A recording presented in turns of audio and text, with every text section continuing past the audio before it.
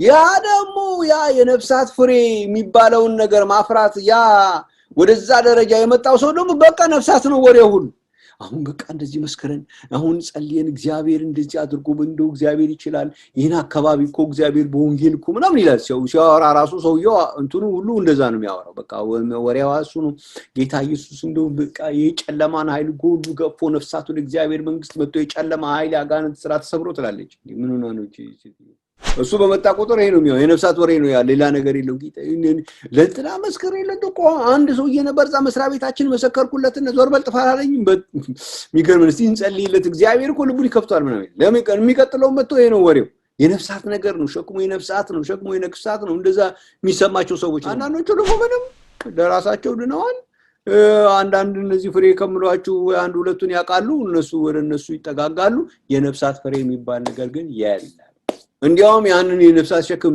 ስለ ነፍሳት ሸክም ያወራውን ሰውዬ እንዴ አንተ እንዲ ነው አዝማሚያ ምን አገልጋይ ለመሆን አስባል እንዲ ምናምን እንዲ አገልጋይ ካልሆነ ሰው የነፍሳት ሸክም አይኖርም እንዴ ምክንያቱም ይሄን ፍሬ ማፍራት አልጀመረም ይሄን ፍሬ ወደ ማፍራት ውስጥ የገባ ሰው ደግሞ ወሬ ሁሉ ነፍሳት የነፍሳት ፍሬ የሚባልም ነገር አለ እና ፍሬ ሲባል ገላትያ 5 ያላችሁ ሰዎች ገላትያ 5 ለቀቅ አርጓት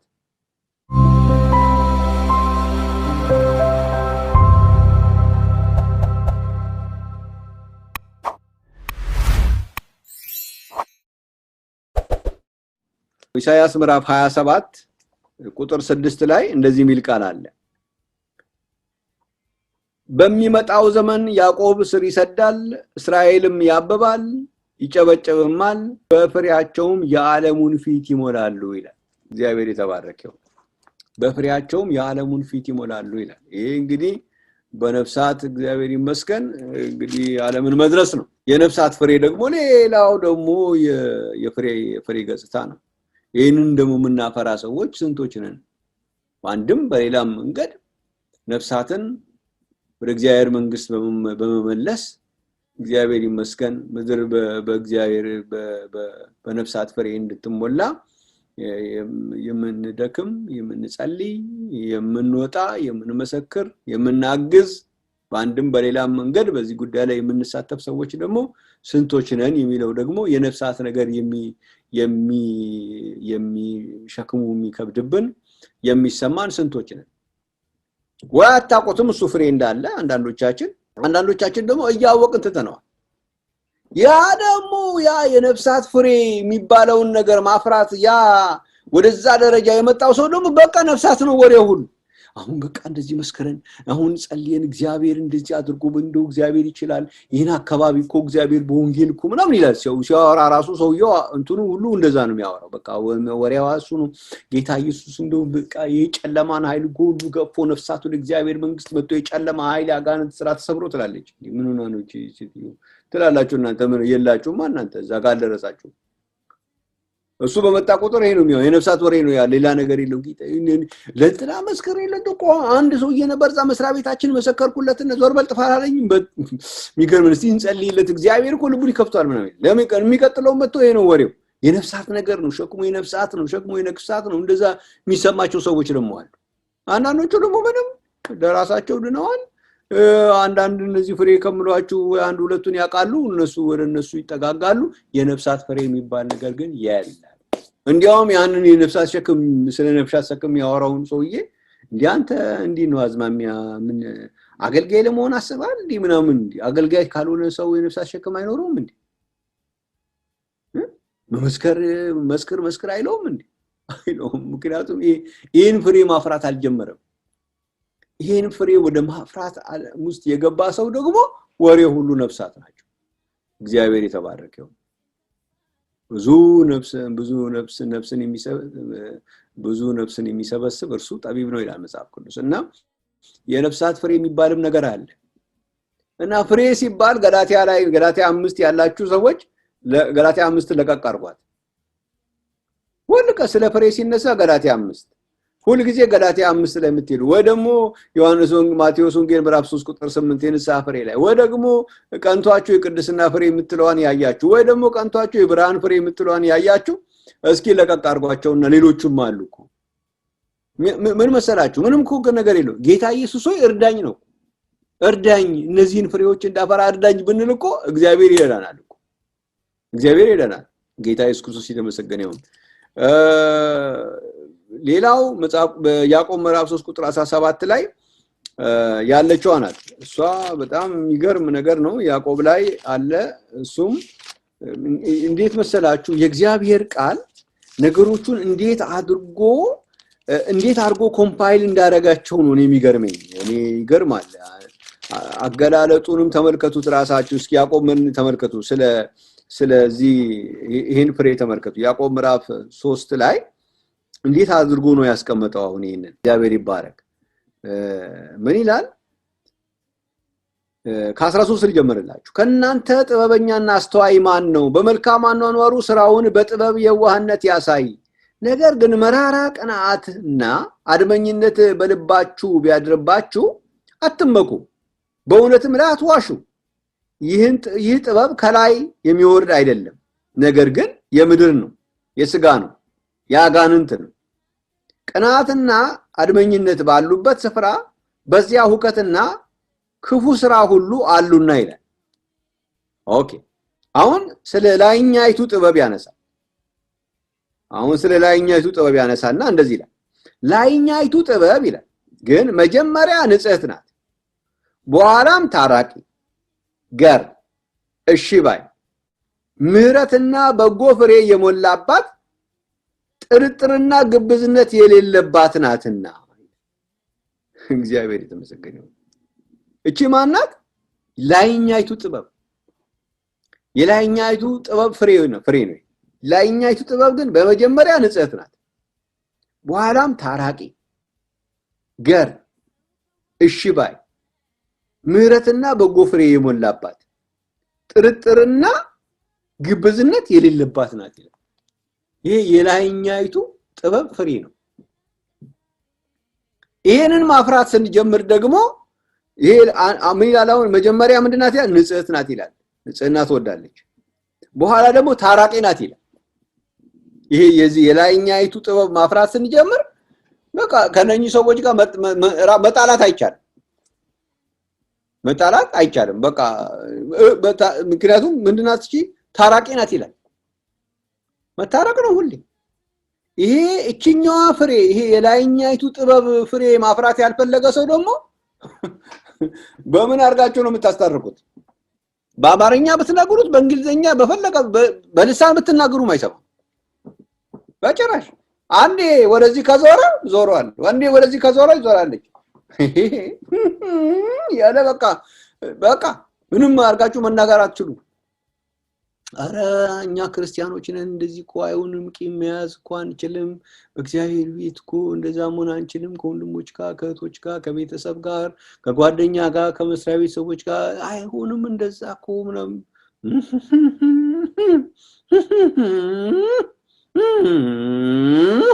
ያለች ችግር ነው ወንዱ እንዴት እንደሚል እግዚአብሔር ይወቀው እንደዛው ነው እሱም እንግዲህ በምን መንገድ ግን በምንም ተአምር እርቅ የሚባል ነገር የማይዋጥላቸው ሰዎች አሉ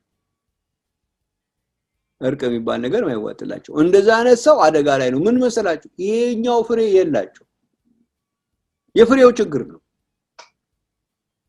ላይኛይቱ ፍሬ ግን እርቅ ትወዳለች እግዚአብሔር የተባረከው እርቅ ለእርቅ በሯ ክፍት ነው እኔ ይሄን ስላችሁ ዝም ብላችሁ ተጎዱ ማለት አይደለም እግዚአብሔር ይመስገን በእናንተ በኩል ግን እርቅን የሚገፋ ነገር መኖር የለበትም እርቅን እናንተ ገፍታችሁ በሌላ በኩል የሚገፋ ከሆነ ምን ታረጉታላችሁ መቼም መጽሐፍ ቅዱስ ምን ይላል መሰለ አንድ ቦታ ላይ ከሰው ሁሉ ጋር በሰላም ኑሩ ይላል እግዚአብሔር ይባረክ እና እኔም እንደሱ ነበር ማለት ነው ከሰው ሁሉ ጋር በሰላም ኑሩ ይያልኩ ነበርና እንዴት አርገው ነው ከሰው ሁሉ ጋር በሰላም የሚኖረው ግራ ይገባኝ ነበር እሱ እንደሱ አይደለም ቢቻላችሁስ በእናንተ በኩል ነው የሚል በእናንተ በኩል ከሰው ሁሉ ጋር ኑሩ ስለዚህ በዛ በኩል የሚመጣው እሱ ያኛው በዛኛው በኩል ይጋፈጠው እናንተ ጋር ግን በእናንተ በኩል ግን ስለሆነ የሚለው በእኔ በኩል ግን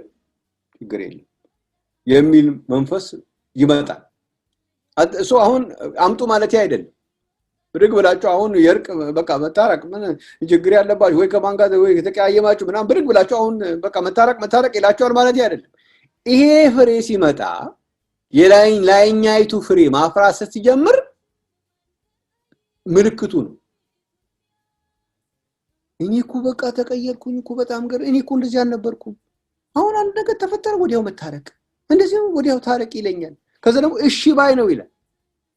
እሺ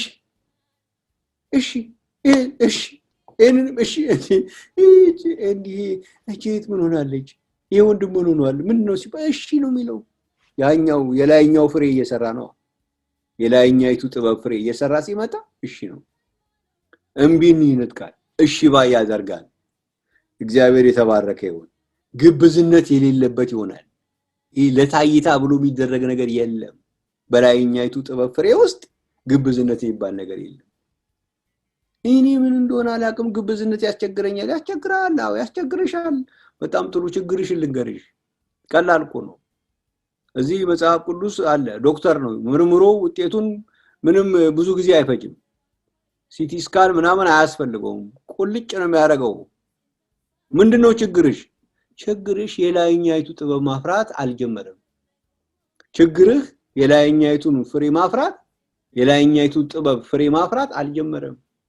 ችግሬ የላይኛይቱን ጥበብ ማፍራት አለመጀመሬ ነው። እሺ ማለት ያቃተኝ፣ እሺ ካፌ ላይ ተወሰደብኝ።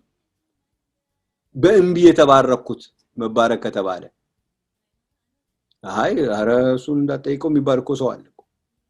እስቲ እንደምንም ብላ ማክረው እሱ ምናምን አረ እሱ እሺ ብሎ እኮ አያውቅም ይባል እንዴ። በፈለገው እንዴ የሆነ ምክንያት እያመጣ እምቢ ይላል እንጂ እሺ አረ አልተፈጠረበትም። በቃ በህይወቱ እሺ የሚባል ነገር አያውቅም ይባል ሰዎች አሉ።